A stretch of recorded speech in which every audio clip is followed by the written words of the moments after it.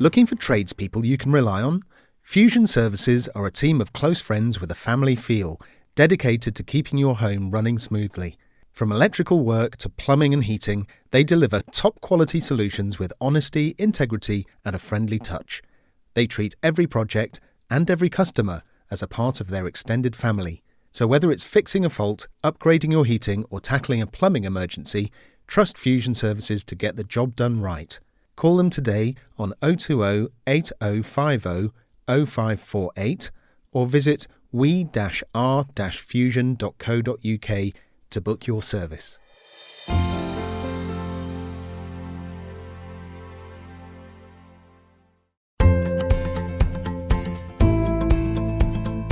This time on the Sheppertonian. Playing an instrument is the best thing that you could do for your brain. There's nothing like it. When I was teaching before my retirement, I used to say this to the children. I said, which of your subjects exercises your brain the most? English, maths, it's music. We really sort of feel that there is an absolute need for giving young people a place where they can be themselves, where they can let their hair down, where they don't have to worry about embarrassing themselves in front of others because they're in a group of like-minded youngsters, and just to give themselves that opportunity to shine in an area which may be different to what they're doing at school. Performing arts gives people an opportunity to express themselves. Hello and welcome to April's episode of the Sheppertonian. It's lovely to have your company. Right then, first announcement, the Sheppertonian Easter hamper draw. This is great, this is very exciting. All you have to do is be subscribed to the free Sheppertonian newsletter to be in with a chance. One winner takes everything, and the grand draw is on Thursday the 17th of April, so the cut-off will probably be that morning, I imagine. What's in the hamper? Well, I've invited local businesses to add a little something to the hamper. So far we have contributions from Jams, Cafe Mocha D, Danes and Grey, Felicitations, Yellowstone, High Street News, Deli Terra I Mare, I hope I've said that correctly, Willow and Finn, Orchard Meadow Therapies, and the Co-op. Thank you so much to those businesses who've contributed so far. The hamper isn't finished yet. If you're a business and want to pop something in for that one lucky winner, please reach out. And if you want to win this hamper, just make sure you're subscribed to the Sheppertonian newsletter, which you can do at the website, which is thesheppertonian.uk. One lucky winner will be drawn, like I said. So if you're subscribed, you're in. Next up, we put a post on the old socials the other day asking the question, what do you love about Shepperton? Alan said, shops, restaurants, train and motorways access. I don't know which order of priority that's in, Alan, but brilliant. TFS Radio, we love the local community feel. Absolutely. That's why this podcast exists. Hugh, the Red Lion and Four Thurlston, two brilliant places to go and hang out. SCM Shepperton, we love the people that live here and the small business support. That's something I see more and more as I make this podcast is the way that small businesses support each other. You know, all ships rise and all that. It's absolutely wonderful to see. Emma PT, Old Shepperton, the river, my house. Oh, yeah, it does get rather lovely down the Old Shepperton end of the village, doesn't it? And what a lovely place we live in. And this podcast is all about celebrating the village of Shepperton and the surrounding area. Feel free to let me know what you love about Shepperton by sending a DM on the socials or just tagging the Sheppertonian in your posts, or alternatively, you can just send us an email at hello@thesoundboutique.com, or even leave a voice note. Just head to thesheppertonian.uk and all will be clear. In this episode then, we're stepping into the world of music and theatre with two guests who bring energy, expertise and a whole lot of heart to Shepperton's cultural life. First, we'll hear from David Bruce, who's the conductor of the Spelthorne Orchestra. David's career has taken him around the world, but his passion for making classical music accessible and exciting is right at home here. He'll be sharing what it's really like to stand on the conductor's podium, the moments that have stayed with him, and why community orchestras matter more than ever. Then we're joined by Steve Oakes from Cast Youth Theatre, an inclusive group that's helping the next generation of performers find their voice, literally and figuratively. Steve's work with young people is full of warmth, creativity and purpose, and we'll hear how Cast has been quietly transforming lives on Tuesday evenings in Shepperton. So if the Spelthorne Orchestra could start tuning up, please. Here we go. Whether you're at home, on the school run, out for a stroll by the river, doing the washing up, whatever you might be doing, I hope you'll enjoy these conversations that shine a light on the inspiring people behind our local art scene. Let's get started then. Take it away, Spelthorne Orchestra.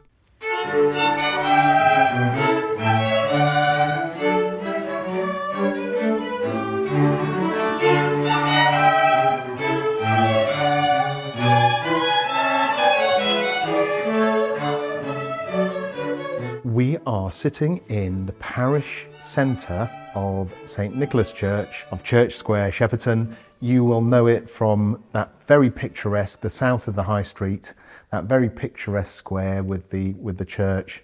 And I'm sitting here with David Bruce, the conductor of the Spelthorne Orchestra. Welcome to the Sheppertonian, David. Thank you very much, Gareth. So when and how was the orchestra originally formed? Well, the orchestra used to be known as the Ashford Orchestra. Right. And it was established in the 1930s when a group of about 8 string players met to play together. And it's met in various venues over the years, including St David's, the Welsh Girls' School, where it comprised at that time of up to 30 string players. And occasional concerts were sometimes supported by brass and woodwind players brought in when needed. And all the income raised at that time was sent to the NSPCC. Ah, okay. Fast forward to 1960, and the orchestra was under control of Derwin and Alice Hopkins, who were both teachers at Ashford College when it was a grammar school. The group met in the school hall and for a while operated as an evening class. In 1996, Richard Pywell, oboist, became the conductor for the next 9 years. Go forward to 2005, the orchestra engaged the services of Peter Legg, a former military musician, and they relocated to St Matthew's Church in Ashford, where the group had been giving annual concerts at the Christmas Tree Festival since 1999 and still do to this day. In fact, the group was assembled really just to give the members of the orchestra fun in playing together, and the Ashford concert, the Christmas Tree concert, was really their one outing. Oh wow, per so just year. Once a year? Just once a year. They play for 45 minutes in a free concert surrounded by Christmas trees that local people had put together. Still goes on every December right up to now. So is that the spirit of the orchestra? It's still for fun, even though you have more concerts now. Is it in the spirit of how it was formed to give people that experience and the kind of hobbyist away from work and away from school and away from... Absolutely, that's how it was when I joined in 2021. I was invited to take over when Peter could no longer manage the orchestra post-COVID, and I rehearsed them for 2 weeks before going down with COVID myself. Oh no. And once I got over that, we started up again, and I decided to up the ante slightly and suggest that we did some more concerts and supporting local charities. Right. The idea being, if we engaged a church and we supported the church, we could do the concert, the church could do the admin, and also help to whip up the crowd so that we weren't relying on friends and family to come along to our concerts. And we did our first such concert in 2023 in January here at St Nick's, and it was a sellout. Wow, okay. You mentioned it used to be called the Ashford Orchestra. It was, yes. Is there a particular reason for the change of name? Yeah, we gathered together. We go out for a meal occasionally at what used to be called Prezzo Storia Cafe. Right, yeah. And we were sitting around the big table, and it was obvious that our catchment was spread a little bit beyond Ashford and reflected Spelthorne and beyond. So, and also there's another group of very able musicians in Ashford called the Ashford Baroque Ensemble. Right. And we used to get confused with them occasionally. So we decided we'd change our name. Bordering on West Side Story, kind of. The Sharks and the Jets. The Sharks and the Jets. No, they're not rivals, but by any means, you know, we love them to bits. But we thought we'd rebrand, which is what we did. Lovely. So you rehearse in this space that we're sitting in we do. At the moment. Describe the atmosphere in a rehearsal. What's it like? It's fun. There's quite a few jokes at my expense. But we crack on and we take the music very, very seriously. Yeah. And Yeah, we're a very friendly group, and Yeah. everyone looks out for everybody else. We're very supportive. There's some very good musicians within the group, lots of grade 8 musicians, and others who are learning the trade really, and we're supporting. Yeah. I was going to ask what kind of blend of people there are, what kind of backgrounds. Are there any professional musicians, or is it completely amateur? No, that we are an amateur orchestra. A lot of teachers and ex-teachers, as you would expect, other people that work for business. We've got a graphic designer, fortunately, that works with us Handy. and looks after us in terms of designing our programs and Brilliant. tickets. Mostly women. We've only got 2 men in the group at the moment. That's not by design. That's just how it is. And we are a chamber orchestra, so at the moment we only consist of string and woodwind instruments. But I would like to develop that further and attract some brass players in as well, and some percussion. Okay. And that's something we're trying to do. We've been on a big recruitment drive, and it's not easy attracting people. There is competition. There are other orchestras around. The Ashford Baroque I've mentioned. Chertsey have got a symphony orchestra as well. Yeah, while we're in a beautiful area around the Shepperton area, it is quite densely populated, isn't it? So I can imagine there are lots of different musical groups around, kind of vying for attention. Absolutely, yes. Well, lots of choirs, particularly. Not many orchestras, but enough that it doesn't make it easy for us. A lot of the people that we get are people that played instruments when they were younger, and then they lapsed. And then they thought, oh, there's an orchestra over there. I'll give it a go. I'll dust the violin off and bring it along. In fact, our leader, Glenda, she hadn't played violin for 30 years, and she's a superb violinist. She came along nervously and sat in with the second violins and hoped that she'd be good enough for us. And later on, when the opening came up, she was promoted to the leader of the orchestra. Wow. And we are very privileged to have her. So that must be incredibly rewarding for her and for other players who are, getting something out of it personally. Yeah, well, she's found her musical mojo, and she's joined about 3 other groups as well. So she absolutely loves it. That's wonderful. So your recent concerts since 2023, I think you said you're upping the ante. We actually managed 5 concerts in that year. And we do one here at St Nick's, being our home base. And we help them with their fundraising. They recently had to find a lot of money to build the tower, or to rebuild the tower. Yeah. And we were the principal fundraisers. We raised more money than anybody else. And we were presented with an award, which was a piece of the old tower on a plinth. Oh, lovely. So a concert like that, what kind of music will you be playing? Well, it changes very slightly each year. So we have a different focus. So the first year was simply whatever was in the bag and what was ready and primed to go. And we just called it Raise the Roof, being a sort of joke really, because we're raising money for the tower, yes. Yeah. And last year we discovered we were playing a lot of Eastern music, a lot of exotic stuff. So we called it Eastern Promise. Wow. That was our programme. Fantastic. And this year we're focusing a lot more on British composers and light music. Light music? Light music as in music that might have been heard on the radio in the 1950s and 60s. Oh, lovely. And recognisable tunes, things like works by Eric Coates, like we're working on Knightsbridge at the moment, which was the theme tune to In Town Tonight. Oh, fantastic. That's really lovely. Do you have, over the last couple of years, do you have a favourite performance or a standout moment from your time as a conductor of the orchestra? One that I do remember, our very first concert that was here, the performers were really nervous, and I put it to them, you've got to appear confident and don't let the nerves show, just enjoy it. If something goes wrong, there's nothing we can do about it, it's in the past. If a mistake happens, the only person who really knows it's happened is going to be me. Don't let the audience know something's gone wrong. If you make a mistake, make it with confidence, as if to say, I meant to do that.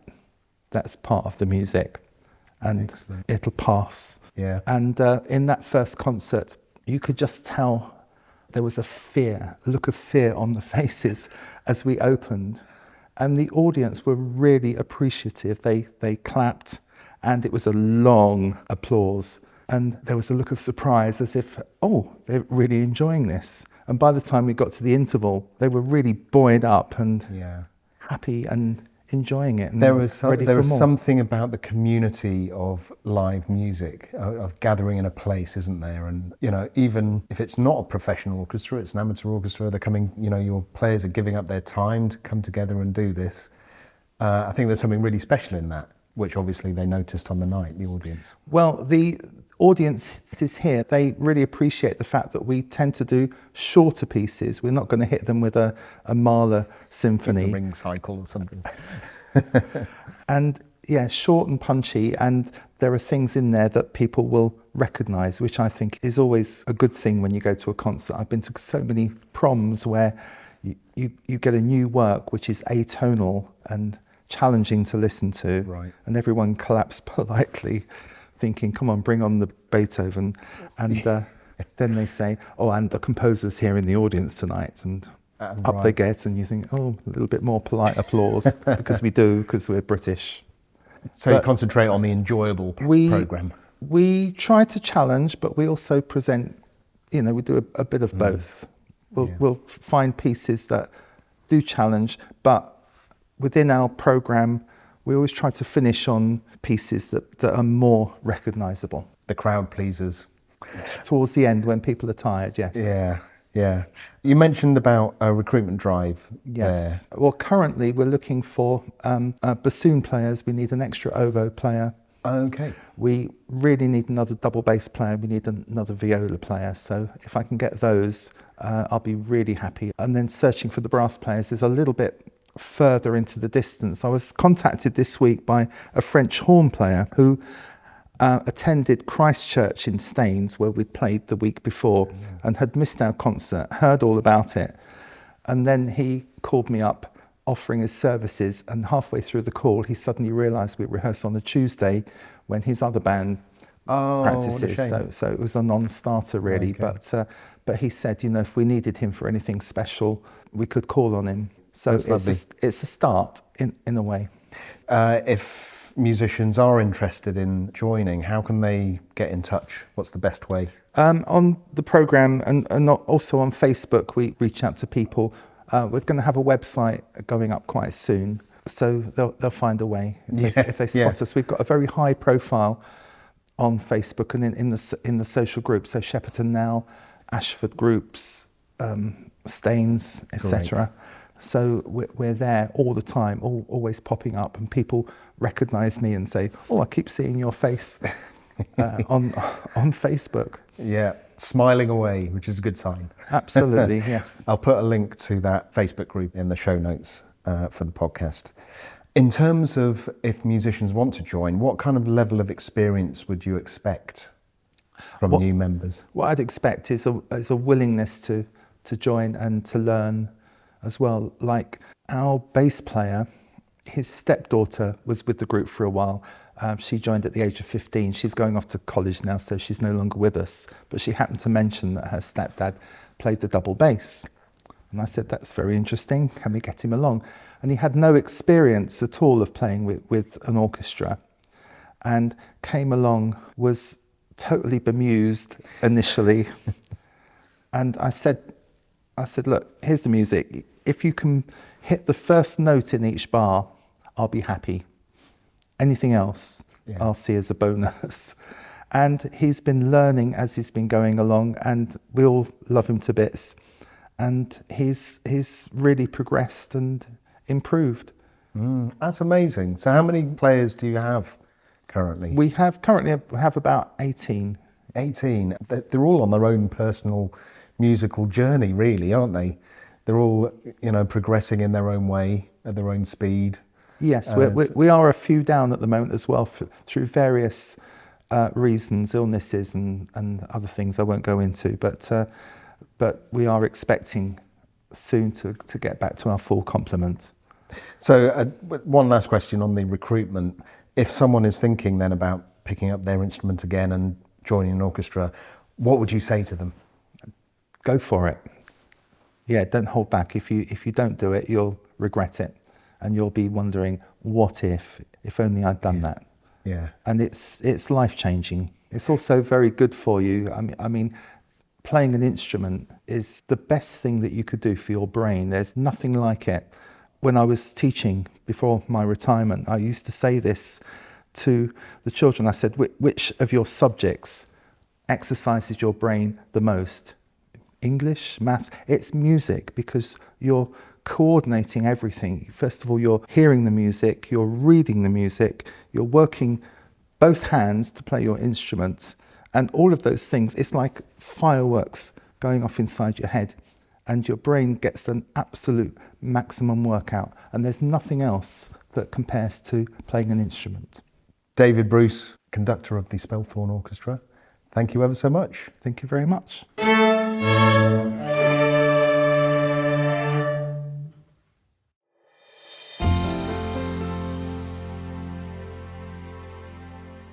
Looking to relax, refresh and rejuvenate? Orchard Meadow Therapies and Aesthetics is a well-established practice in Lower Sunbury that offers expert treatments using high-quality, ethically sourced skincare products, approved by top pharmaceutical labs. Plus, if you're interested to start a new career in beauty and wellness training, Orchard Meadow provides one-to-one mentoring, business coaching and accredited body and face training courses. Book your appointment or training today.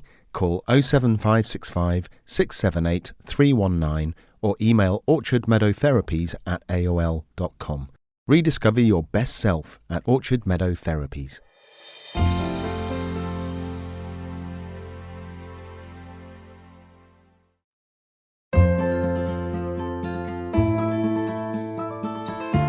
Today I'm joined by Steve Oakes from Cast Youth Theatre, a fantastic community-run group offering drama, dance, singing tuition to young people.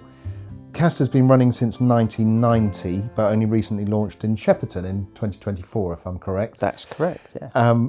So Steve, Artistic Director with Cast, can you tell us a bit about your role in Cast and how you got involved? Well, I've been involved with Cast itself since early 90s, not right from the very beginning, but got involved through sort of a love of performing, giving me an opportunity to get on stage and do the things I love. Back in 2006, we sort of decided that having done a few pantomimes, we had a load of kids that wanted to do performance, and it was unfair that they only really got a chance every 12 months. So we thought, well, how can we actually get them involved on a more regular basis? So I was chairman of the group at that particular point and sort of gave us the opportunity to go, right, can we set up a youth group to tap into this young talent on an ongoing basis and give them something to do all year round. So we started that out in 2006, staged the first production in 2007, and fortunately what was expected to be maybe a one-off type thing has lasted through to today. You're saying you were involved from the early 1990s. Did you have those kinds of things when you were, I mean, clearly you were into theatre and performance and that. So when you were growing up, did you have that kind of group? No, I didn't really. I mean, I did some performance stuff at school and did bits and pieces sort of when I was a young adult after that. But no, I never had any opportunity to do that. I mean, ironically, when I was a kid at school, I have, I was going to say a fond recollection there, but it's not a fond recollection of being in primary school and being told in no uncertain terms alongside two other lads that you three can't sing in the school choir for the carol concert. You're going to do a little sketch about some shepherds over here. So my performance memory of school is basically don't get on stage. Yeah. So I suppose whilst fortunately for me, that never, I remember it, it's never affected me, but it's the kind of thing I think, well, actually, if some kids, if they got hit with that today, would break them for... It gave you a drive, obviously. It's a bit, I think creativity is a bit like water, isn't it? It finds a way. Yeah. You know, whatever your experience has been, if you're a creative person, then it's going to find a way to come out. somehow, isn't it? And I think there's a lot of the kids that we get involved with now that are naturally quiet, shy, retiring, reclusive. There's so many kids that lock themselves away, don't communicate, spend their evenings locked in the bedroom playing on PlayStation or games or whatever it happens to be. So we really sort of feel that there is an absolute need for giving young people a place where they can be themselves, where they can let their hair down, where they don't have to worry about embarrassing themselves in front of others because they're in a group of like-minded youngsters, and just to give themselves that opportunity to shine in an area which may be different to what they're doing at school. Performing arts gives people an opportunity to express themselves, I guess. Yeah, in real life as well, IRL, as the kids say. Or as my friend calls it, the outernet. It's going outside and it's actually really, seeing people in person. Yeah, and it is so important that they get that opportunity. And I mean, it's really rewarding when you sort of get to the end of a show week like we did last week in Shepperton, and parents come up to you and sort of say, I never thought he or she would get on a stage, or I never thought he or she would sing a song or say something on the sort of solo and put themselves in that spotlight, and yet I've just seen it. Do you find the kids have that attitude as well, that they couldn't believe that they could do it? We never sort of force any kids to do anything before they're ready to do it.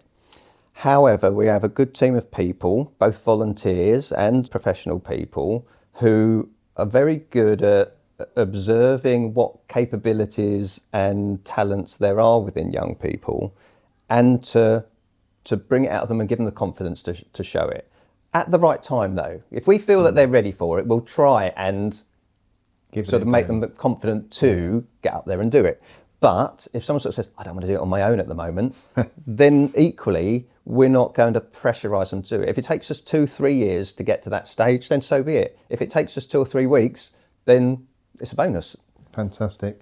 You were well established in Colnbrook for years. What led to the decision to expand to Shepperton last year? Well, we've helped out a number of groups around sort of local areas for a number of years. I mean, we're quite lucky that as an organisation, we've got some very knowledgeable people. We've got a lot of equipment and assets and such that can help other groups. So we're not a business, we're a community group. We're not out there to make a profit, and therefore it's just as important to us to help others as it is to deliver performances and shows ourselves. So I got to know a group that were in Shepperton called Dawson Youth Theatre. And Dawson Youth Theatre had been running for 5 years, and around October 2023, I did a production of Matilda with them. I was doing sound, a colleague of mine from Colnbrook cast was doing lighting, and at the end of that production, Alison Hogan, who had founded that group, announced that it was going to close because sadly she was having to go through some ongoing chemotherapy treatment for cancer. Obviously that was very upsetting for the kids. They just got to the end of a show. That real high about brilliant, what's going to come next, was suddenly brought crashing down with there's not going to be anything more. So we sort of said, look, we understand exactly her rationale for why she needed to step away at that particular point. But we sort of thought, well, look, we've got our organisation, we've got an infrastructure there, we've got a team of people that can come and help do this. So let's see what we can do. So we had conversations with Alison and other members of the voluntary team that were working for Dawson Youth Theatre at the time, and then went back to the cast committee to say, look, we've got a group here that's very, very similar in ethos to us. A community group that's about getting kids from all backgrounds involved, minimal sort of costs, so that it's as accessible to everyone, really. Is it possible? And I sort of put my head on the block and said, running 2 groups is not double the work. It's a bit more work, but it's not double the work. We'll do the same shows, a few weeks apart, it'll all be wonderful. So it took us maybe 9 months to sort of pull together a plan. And in just before the summer last year, we sort of said, look, we're ready to roll with something. Is there interest still here? Because we're talking 9 months gap, and clearly there are other youth groups around that kids could have gone to. And we were astounded by the fact that maybe 80% of the kids that were in that production of Matilda 9 months earlier, communication came from their parents of, we're in.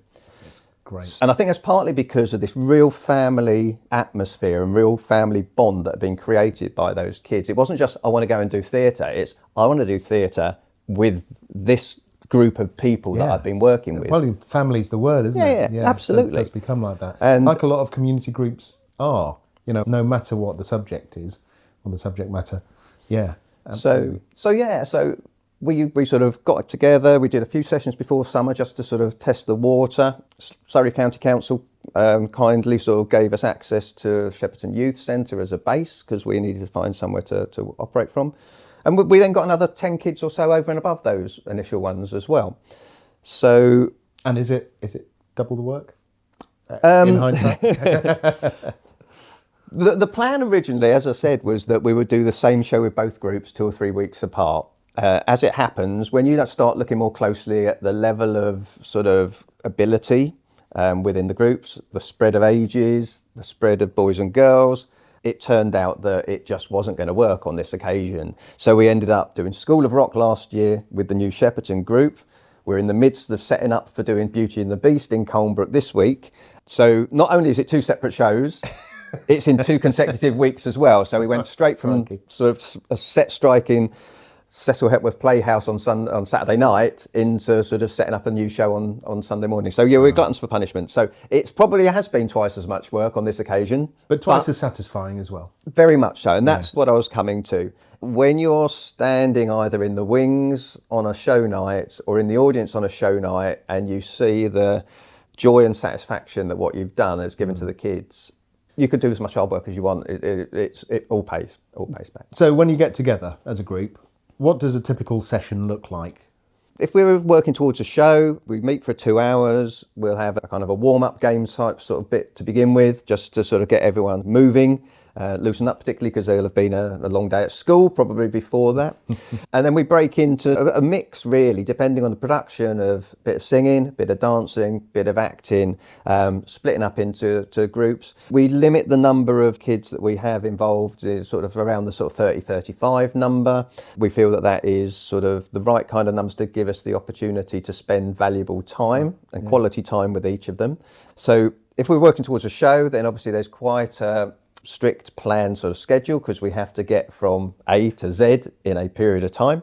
If we are working on a more ad hoc basis, so the term that we're going to come into now will be this kind of fallow period where, because obviously it falls within the sort of summer term, exams, etc., it's very difficult to do productions because we obviously understand that kids have got to give priority to their education at this kind of time. But we equally don't want them to miss out on being in the show. So during that summer term, we will work on a review show with little bits of songs and dances and sketches that we can piece together, which not only then means that those that have gone off for exams for a few weeks can come back in and still be part of it, maybe not all of it, but bits of it. It also means that the youngsters that maybe aren't fortunate enough to get a principal role in the show that we've just finished, and maybe not in the show that we'll do come autumn, have their moment to actually shine as well, because we could have 20 kids that are all capable of playing a role in the show, but there's not 20 parts. Yeah. And as you said before, you know, kids are ready in their own time, aren't they? So they might not be ready for that kind of big show performance, but by the end of term they might be ready for some. So beyond the performances, what kind of impact do you see CAST having on its members, both kind of creatively and personally as well?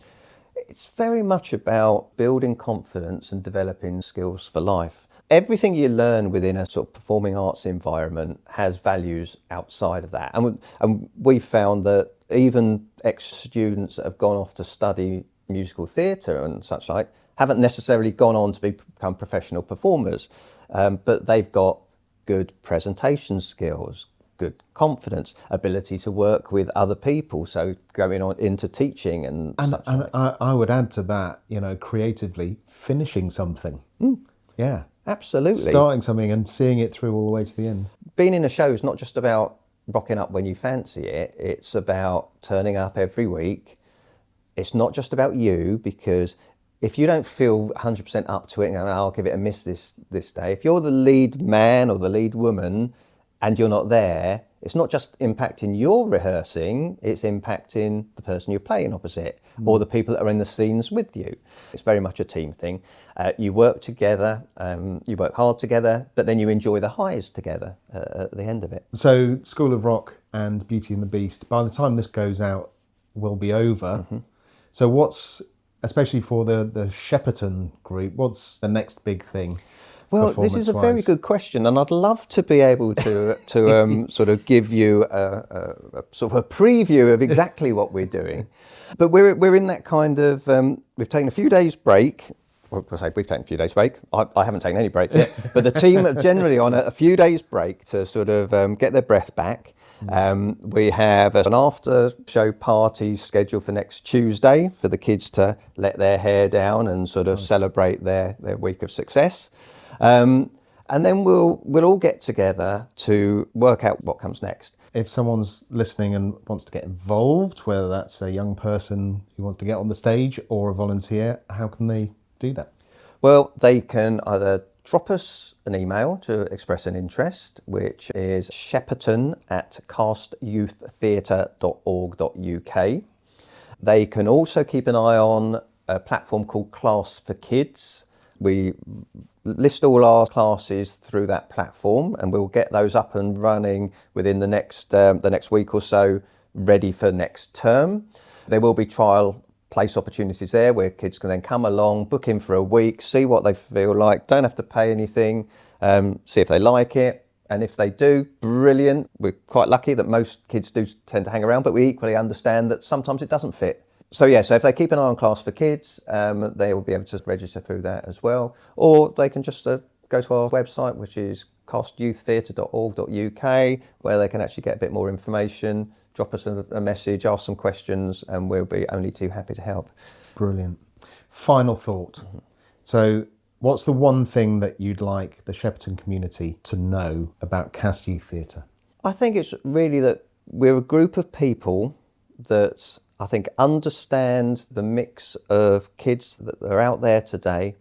We're a community-run group that's there for the community, accessible for the community. So if you're interested in getting involved, if your children are interested in coming and being part of it, then get in contact with us. And it's not just about the kids. Every part of Cast Youth Theatre is driven by the team that's behind it. So if there's people out there that want to help with costumes or scenery or be chaperones or whatever it might be, the world of theatre encompasses so many other skills as well that you don't have to be the kids to do that.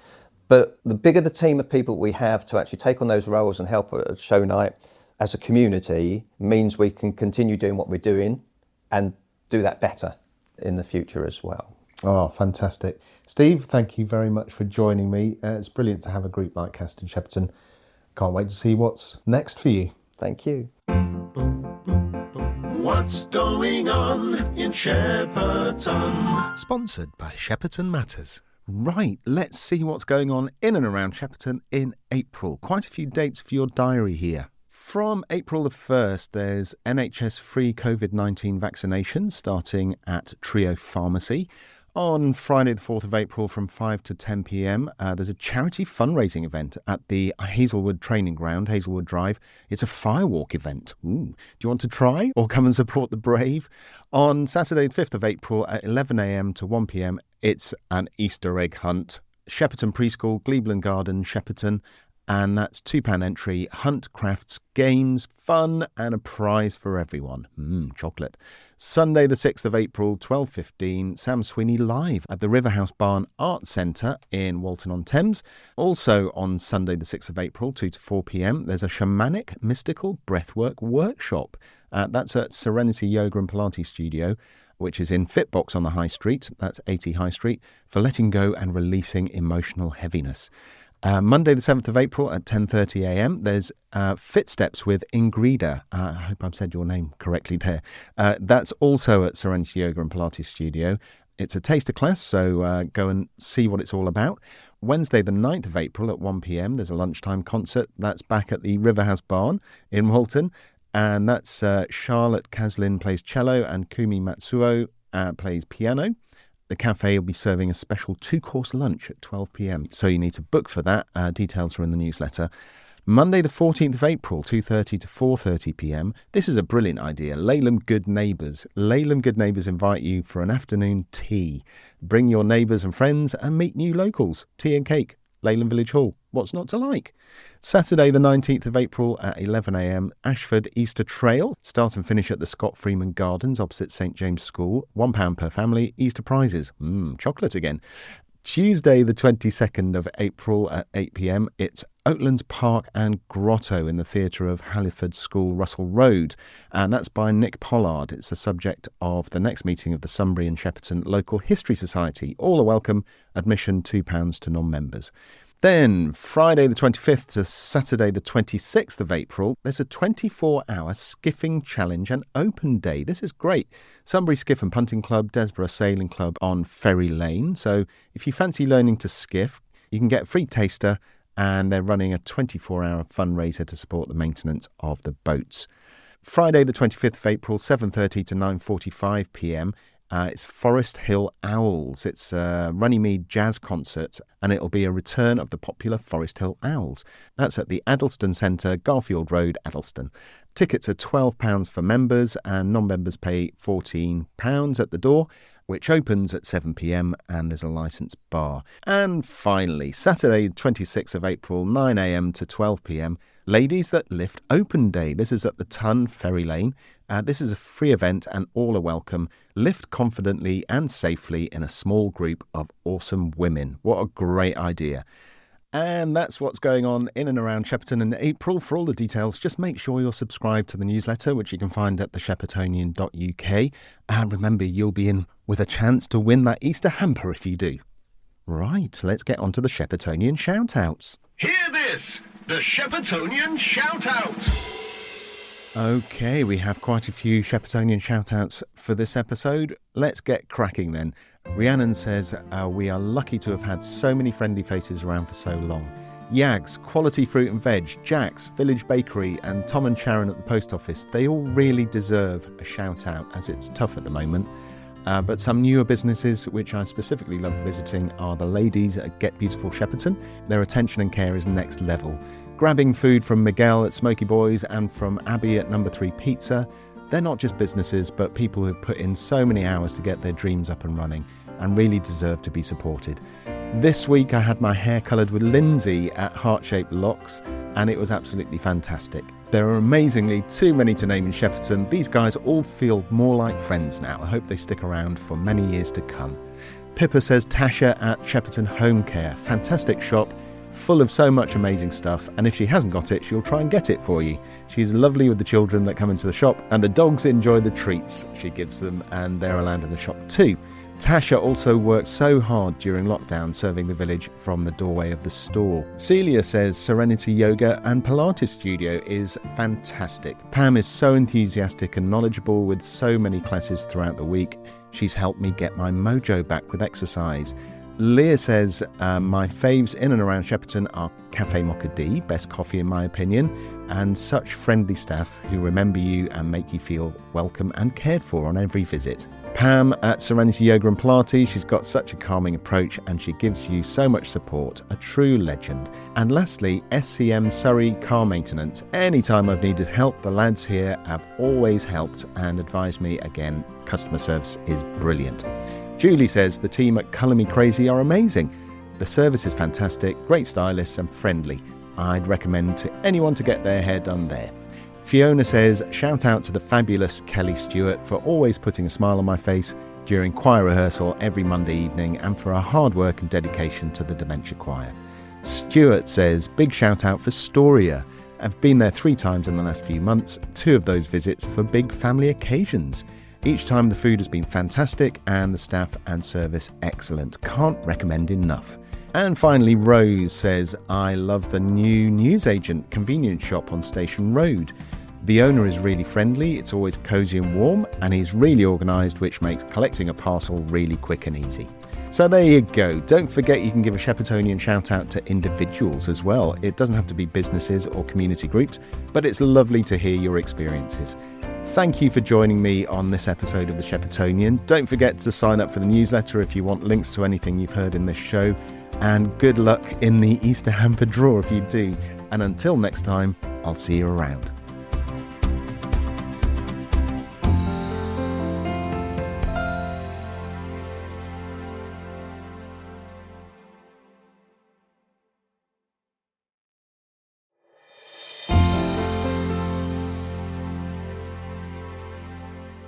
Shepperton Matters is your monthly community magazine, hand-delivered, available for pickup, and also online at villagematters.co.uk. You'll find it full of stories, history, information, and local traders and advertisers. 9,000 copies are distributed every month. Call Monica Jones on 07979 808 991 for more information.